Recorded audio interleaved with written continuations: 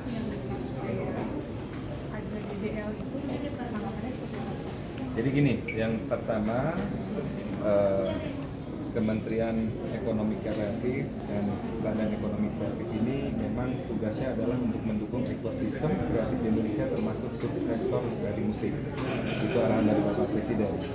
Yang kedua, ekosistem musik ini ada aspirasi terkait tata kelola royalti yang selama ini dianggap belum efisien dan belum akuntabel.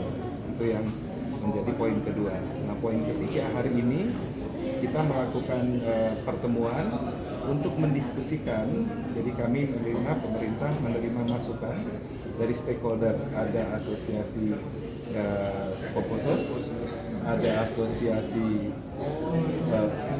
promotor musik, ada asosiasi manajer artis, dan juga dari asosiasi itu terkait dengan permasalahan ini. Spiritnya semua sama, yaitu bagaimana masalah royalti, tata kelola royalti musik Indonesia ini perlu dibenahi, perlu lebih akuntabel, perlu juga lebih efisien sehingga bisa benar-benar tepat sasaran juga sampai kepada pengarang lagunya. Itu yang dibicarakan.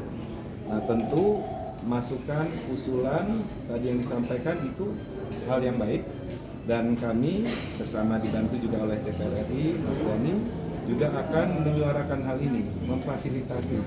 Kenapa? Karena ini domainnya tidak hanya di satu kementerian.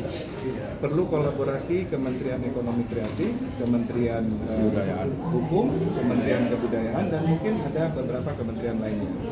Tapi semangatnya adalah bagaimana solusi yang ditawarkan oleh ekosistem musik ini bisa didengarkan, bahkan mungkin bisa dipakai menjadi kebijakan pemerintah.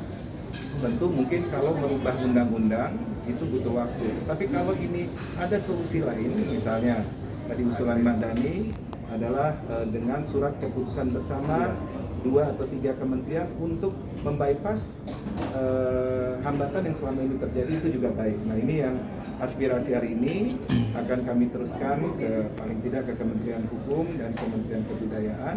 Bagaimana nih? Ini ada situasi, kemudian ada usulan solusi, bagaimana pemerintah bisa menyikapinya dan membantu menyelesaikan persoalan ini sehingga ekosistem musik Indonesia, industri musik Indonesia bisa semakin baik dan semakin berkembang. Nanti proses pendataan seperti apa?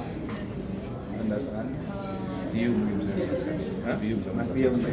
Mungkin yang kami harapkan itu sebenarnya adalah negara memang hadir dalam urusan tata kelola ini dengan cara yaitu dengan membuat atau sudah melaksanakan proses perizinan satu pintu live event, sehingga di situ otomatis negara hadir.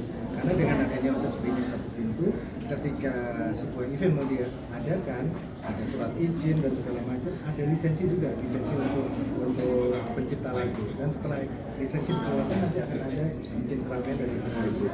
Nah, dari kami dari DPR ini hanya menyiapkan data untuk lagu-lagunya saja. Kita tidak mengurusi untuk yang proses, karena itu adalah wilayahnya pemerintah, wilayahnya negara yang mempersiapkan proses perizinan satu pintu itu supaya semuanya benar-benar bisa dilakukan secara efisien dan transparan. Nanti ke depan kalau misalnya kafe dan hotel itu kayak gimana? Untuk kali ini kita hanya membahas tentang live konser pertunjukan saja. Kalau nanti mungkin bisa dilanjutkan setelah begini. Urusan royalti. Nah, jadi kalau target kembali, pertama nih spiritnya dulu. Ini kan pemerintahan baru juga belum 60 hari, begitu. Tapi langsung ditanggapi karena teman-teman dari komposer begitu menyampaikan ada situasi tantangan yang juga memberikan solusi. Tadi salah satu solusinya yang mungkin akan dikaji bersama nanti hybrid license itu usulan yang baik, tapi kita akan kaji.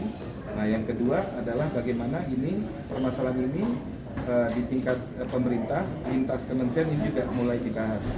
Kami semestinya siang ini setelah acara ini kami juga rencananya tadinya beraudiensi bertemu dengan Menteri Kebudayaan membahas ini juga. Tetapi karena jam 2 ada acara dengan Presiden, semua menteri diundang, jadi ditunda mungkin minggu depan.